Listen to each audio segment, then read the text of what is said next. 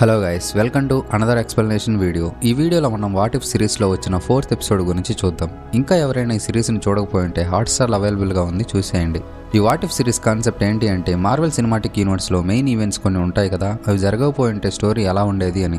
ఎగ్జాంపుల్గా చెప్పాలి అంటే, స్టీవ్ రాజర్స్ని కెప్టెన్ అమెరికా మార్చే ప్రయోగం ఫెయిల్ అయ్యి తన లవర్ పెగి కెప్టెన్ అమెరికాగా మారితే ఎలా ఉంటుంది. అలానే ఎంసీయూలో కొన్ని మెయిన్ ఈవెంట్స్ని మార్చితే స్టోరీ ఏం జరిగి ఉండేదని అదర్ యూనివర్సెస్లో జరిగే స్టోరీని వాచర్ మనకి చెప్తుంటాడు. ఇంకా ఈ 4th ఎపిసోడ్లో డాక్టర్ స్ట్రేంజ్ స్టోరీ ఉంటుంది. ఇప్పుడు మనం ఆ స్టోరీనే చూడబోతున్నాం. ఎంసీయూ మెయిన్ ఫిల్మ్స్లో డాక్టర్ స్ట్రేంజ్ తన చేతులను కోల్పోవడం వల్ల సొల్యూషన్స్ వెతుక్కుంటూ శాంక్టమ్కి వెళ్ళి అక్కడ ఏన్షియంట్ వన్ని కలిసి మిస్టిక్ ఆర్ట్ నేర్చుకుని తర్వాత డాక్టర్ స్ట్రేంజ్గా మారతాడు. ఈ లైవ్ యాక్షన్ డాక్టర్ స్ట్రేంజ్ ఫిల్మ్లో స్ట్రేంజ్ తన చేతులను కోల్పోవడం అనేది అబ్సల్యూట్ పాయింట్. అది జరగడం వల్ల స్ట్రేంజ్ సోర్సరర్గా మారతాడు. కానీ ఈ ఎపిసోడ్లో వచ్చే స్ట్రేంజ్ స్టోరీ మాత్రం కొంచెం డిఫరెంట్గా ఉంటుంది. లైవ్ యాక్షన్ ఫిల్మ్స్లో కూడా క్రిస్టిన్ స్ట్రేంజ్ని లవ్ చేస్తుంది, కానీ స్ట్రేంజ్ మాత్రం లైవ్ యాక్షన్ ఫిల్మ్స్లో ఆమె లవ్ని అంతగా పట్టించుకోడు, చాలా గ్రాంటెడ్ గా తీసుకుంటాడు. కానీ ఈ స్టోరీలో మాత్రం స్ట్రేంజ్ క్రిస్టిన్ ని చాలా లవ్ చేస్తూ ఉంటాడు. స్ట్రేంజ్ చేసిన ఒక క్రిటికల్ ఆపరేషన్ సక్సెస్ అవడంతో కొలీగ్స్ అందరూ పార్టీ చేసుకుంటుంటారు. స్ట్రేంజ్ క్రిస్టిన్ ని తీసుకుని ఆ పార్టీకి సరదాగా మాట్లాడుకుంటూ వెళ్తున్న టైంలో వెనుక నుండి ఒక కారు వచ్చి వాళ్ళ కార్ని డాష్ అవ్వడంతో కార్కి యాక్సిడెంట్ అయ్యి లోయలో పడిపోతుంది. ఆ ప్రమాదంలోనే క్రిస్టిన్ చనిపోతుంది. స్ట్రేంజ్ మాత్రం ప్రాణాలతో బయటపడతాడు. తను ప్రేమించిన అమ్మాయి చనిపోవడంతో స్ట్రేంజ్ డిప్రెషన్లోకి వెళ్తాడు. తన ప్రాబ్లమ్స్కి సొల్యూషన్ వెతుక్కునే ప్రాసెస్లో కమ్రతాజ్కి రావడం, ఏన్షియంట్ వన్ని కలవడం, అక్కడ తను ట్రైన్ అవ్వడం జరుగుతుంది. ఏన్షియంట్ వన్ చనిపోయాక doctor strange master of mystic arts అవుతాడు. డోర్మాముని ఓడించి ఎర్త్ని కాపాడడం అన్ని లైవ్ యాక్షన్ ఫిల్మ్లో చూసినట్టే జరుగుతుంది. కానీ స్ట్రేంజ్కి ఎప్పుడు అయ్యా ఫగమోటోని చూసినా తనకి క్రిస్టిన్ గుర్తొస్తూనే ఉంటుంది. ఎలాగైనా తనని బతికించుకోవాలనుకుంటాడు. సో అయ్యా ఫగమోటోని యూజ్ చేసి తను క్రిస్టిన్ని పార్టీకి తీసుకువెళ్లే టైంకి వెళ్తాడు. ఈసారి స్ట్రేంజ్ కార్ డ్రైవ్ చేసేటప్పుడు తనకి యాక్సిడెంట్ జరుగుతుందనే విషయం తెలుసు కాబట్టి కార్ సిగ్నల్ లైట్స్ వేసి స్లోగా డ్రైవ్ చేస్తుంటాడు. కానీ యాక్సిడెంట్ మాత్రం జరుగుతుంది. అదే యాక్సిడెంట్లో క్రిస్టిన్ చనిపోతుంది. మళ్ళీ అలా జరగడం చూసి స్ట్రేంజ్ మళ్ళీ టైమ్ స్టోన్ని యూజ్ చేసి వెనక్కి వెళ్ళి క్రిస్టిన్ని తీసుకుని ఈసారి వేరే రూట్లో పార్టీకి వెళ్తుంటాడు. బట్ అయినా సరే యాక్సిడెంట్ జరుగుతుంది. మళ్ళీ ఆ టైమ్ స్టోన్ని యూజ్ చేసి క్రిస్టిన్ దగ్గరికి వెళ్తాడు. కానీ ఈసారి క్రిస్టిన్ తాను డ్రైవ్ చేస్తా అని అంటుంది. క్రిస్టిన్ స్ట్రేంజ్ని ఏంటలా డల్గా ఉన్నావని అడుగుతుంది. అన్నిసార్లు క్రిస్టిన్ తన కళ్ళ ముందే చనిపోవడం చూసిన స్ట్రేంజ్ నాకు నువ్వు ఉంటే చాలు, ఇంకేమీ అవసరం లేదని చెప్తుండగా యాక్సిడెంట్ అయ్యి క్రిస్టిన్ చనిపోతుంది. స్ట్రేంజ్ మళ్ళీ పాస్ట్కి వెళ్ళి ఈసారి క్రిస్టిన్ని పార్టీకి తీసుకుని వెళ్లకుండా పక్కనే ఉన్న పిజ్జా షాప్కి తీసుకెళ్తాడు. అక్కడికి ఒక దొంగ రాబరీకి వస్తాడు. వాడు గన్తో షూట్ చేయడం వల్ల క్రిస్టిన్ చనిపోతుంది. అసలు క్రిస్టిన్ని కలవకుండా ఉంటే తను బతుకుతుందని స్ట్రేంజ్ పాస్ట్కి వెళ్ళి తనను కలవకుండా ఉంటాడు. కానీ క్రిస్టిన్ స్ట్రేంజ్ కోసం వెయిట్ చేస్తున్న బిల్డింగ్ బాంబ్ బ్లాస్ట్ అవ్వడం వల్ల క్రిస్టిన్ చనిపోతుంది. స్ట్రేంజ్ మళ్ళీ తనని బతికించుకోవడానికి పాస్ట్కి వెళ్తాడు. యాజ్ యూజువల్ పార్టీకి తీసుకెళ్తుండగా కార్ యాక్సిడెంట్ అయ్యి క్రిస్టిన్ చనిపోతుంది. జస్ట్ ఇమాజిన్, మనం ప్రేమించిన వాళ్ళు మన కళ్ళ ముందే చనిపోతే ఎలా ఉంటుందో.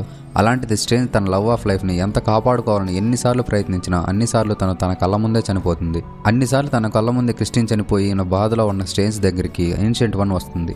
ఏన్షియంట్ వన్ స్ట్రేంజర్తో అబ్సల్యూట్ పాయింట్ గురించి చెప్తుంది.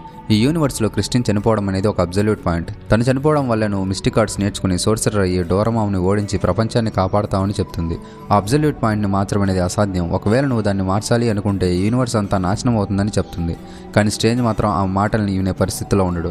అప్పటికే ఎన్నోసార్లు తన కళ్ళ ముందు క్రిస్టిన్ చనిపోవడం చూసిన స్ట్రేంజ్ యుద్ధంలో నాశనమైన బుక్స్ తనకి దొరికితే వాటిలో తన ప్రాబ్లమ్స్కి సొల్యూషన్ దొరకొచ్చని టైమ్ స్టోన్ యూజ్ చేసి పాస్ట్కి వెళ్తాడు. అలా పాస్ట్కి వెళ్లే టైంలో ఏన్షియంట్ వన్ డార్క్ డైమెన్షన్ నుండి పవర్ని తీసుకుని స్ట్రేంజ్ మీద అటాక్ చేస్తుంది. కానీ అప్పటికే స్ట్రేంజ్ పాస్ట్లోకి టైం ట్రావెల్ చేసి వెళ్ళిపోతాడు. స్ట్రేంజ్కి కావాల్సిన బుక్స్ని రాసింది క్యాగ్లియోస్ట్రో. అతను కొన్ని వందల సంవత్సరాల క్రితం సోర్సరర్గా ఉన్నాడు. అనుకున్నట్టుగానే స్ట్రేంజ్ క్యాగ్లియోస్ట్రో లైబ్రరీకి వెళ్తాడు. అక్కడ ఒక వ్యక్తి కనిపిస్తాడు. అతనే క్యాగ్లియోస్ట్రో. కానీ తన పేరు ఓవెంగ్ అని స్ట్రేంజ్కి పరిచయం చేసుకుని ఆ లైబ్రరీ దగ్గరికి తీసుకుని వెళ్తాడు. అక్కడ కొన్ని వేల బుక్స్ ఉంటాయి. ఆ బుక్స్ని చదవడం స్టార్ట్ చేసిన స్ట్రేంజ్కి ఒక సొల్యూషన్ దొరుకుతుంది. అదేంటంటే అబ్సల్యూట్ పాయింట్ని మార్చాలి అంటే అదర్ ఇంటర్ డైమెన్షనల్ బీయింగ్స్ నుండి పవర్ని అబ్జర్వ్ చేసుకోవాలి అని.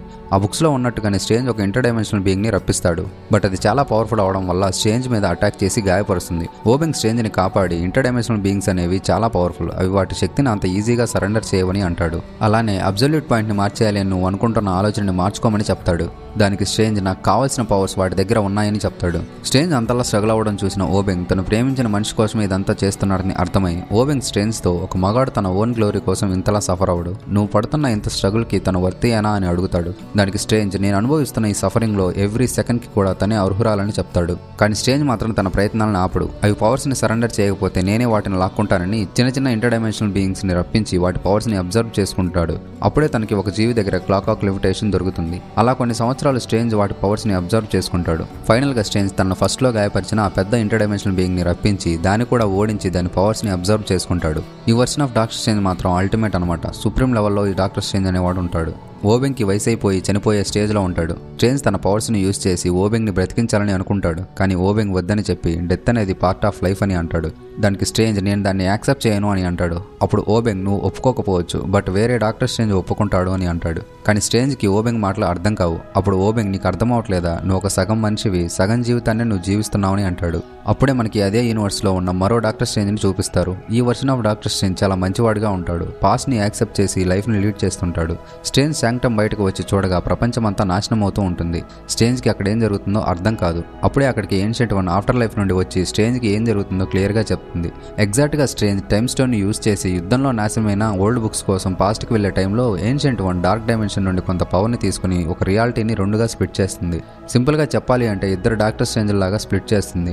వాళ్ళ పవర్స్ అండ్ రియాలిటీస్ కూడా హాఫ్ ఆఫ్ అవుతాయి. ఒకవేళ డాక్టర్ స్ట్రేంజ్ క్యాగ్లియోస్టో లైబ్రరీలో అబ్సల్యూట్ పాయింట్ని మార్చేలా ఏదైనా సొల్యూషన్ కనిపెడితే అది యూనివర్స్ నాశనం అవడానికి దారితీస్తుంది. లేదా ఆ ప్రాసెస్లో ఈవిల్గా మారిన డాక్టర్ స్ట్రేంజ్ని ఆపడానికి మళ్ళీ ఇంకో డాక్టర్ స్ట్రేంజ్ కావాల్సి వస్తుంది.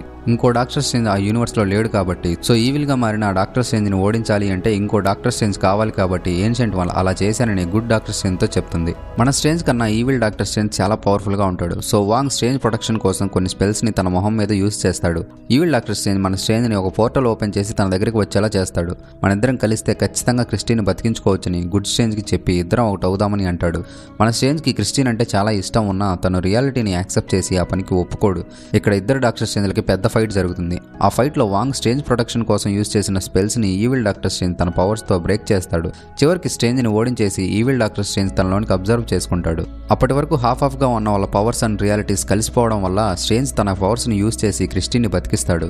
కానీ ఆ ప్రాసెస్లో స్ట్రేంజ్ తన రూపాన్ని కోల్పోయి తను అబ్జర్వ్ చేసుకున్న ఇంటర్ డైమెన్షనల్ బీయింగ్స్ అన్నీ కలిసి ఒక మాన్స్టర్ ఫామ్లో తయారవుతాడు. క్రిస్టీన్ కళ్ళు తెరిచి చూసి చాలా భయపడుతుంది. స్ట్రేంజ్ మాన్స్టర్ రూపంలో ఉండడం వల్ల తనని గుర్తుపట్టకుండా స్ట్రేంజ్ నుండి దూరంగా పారిపోతుంది. కానీ స్ట్రేంజ్ తన కంట్రోల్లోనికి వచ్చి తన అసలు ఫామ్లోనికి వస్తాడు. కానీ అప్పటికే అబ్సల్యూట్ పాయింట్ని స్ట్రేంజ్ బ్రేక్ చేయడం వల్ల యూనివర్స్ అంతా ష్రింక్ అవుతూ సింగులారిటీలోకి రావడం స్టార్ట్ అవుతుంది. సింపుల్గా చెప్పాలి అంటే యూనివర్స్ అంతా కొద్దిగా తగ్గిపోతూ ఒక చిన్న పాయింట్ సైజులోకి రావడం స్టార్ట్ అవుతుంది. స్ట్రేంజ్ దాన్ని ఆపడానికి చాలా ప్రయత్నిస్తాడు.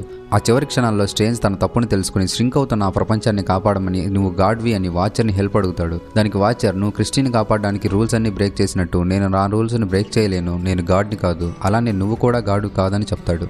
దానికి స్ట్రేంజ్ నేను తప్పు చేశాను, నన్ను పనిష్ చేయి, ఈ యూనివర్స్ని క్రిస్టీని కాదు అని అడుగుతాడు.